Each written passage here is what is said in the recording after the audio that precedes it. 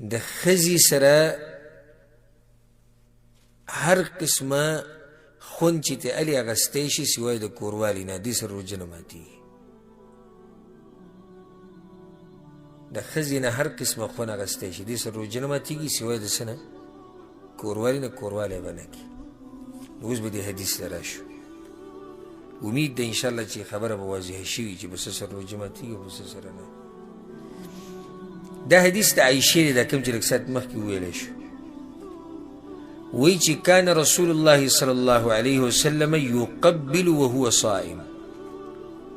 پیغمبر صلی الله علیه وسلم به کله خپله بیبي ښکل کړه وهو صائم او هغه به د روژې په حالت کې ویباشر وهو صائم او کله به بدن خپل ولګو د خپل بیبي د بدن سره او هغه به د روژې په حالت کې ولکنه املککم لاربه. خو دا خبره یاد ساتئ چې پیغمبر صلی الله علیه وسلم بخپل حاجت په قابو کې ساتو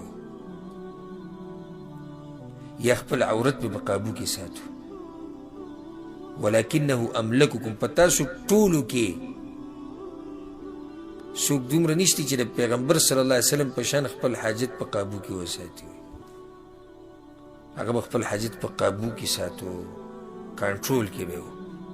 دا حدیث متفق علیه دی په صحیح بخاري صحیح مسلم کې دی واللفظ لمسلم او دا لفظ د امام مسلم دی او په روایت کې اوس دا راځي فی رمضان یعنی په رمضان کې به خپلې بیبیانې ښکلولې. امام مسلم دا حدیث په مختلفو روایتو الفاظو سره راوړی. یو کې دا دی چې کان النبي صلی الله علیه وسلم یقبل فی رمضان. پیغمبر صلی الله علیه وسلم به د رمضان په میاشت کې خپلې بیبیانې ښکلولې.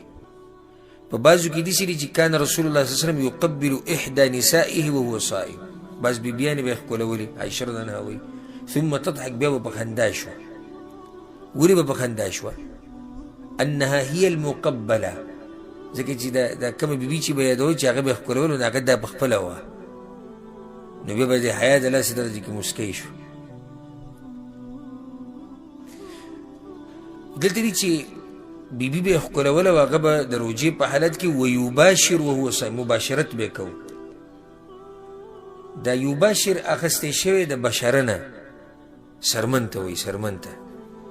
نو معنی دلته څه ده چې د سړي سرمن ولګي د چا سره د زنانه د سرمنې سره.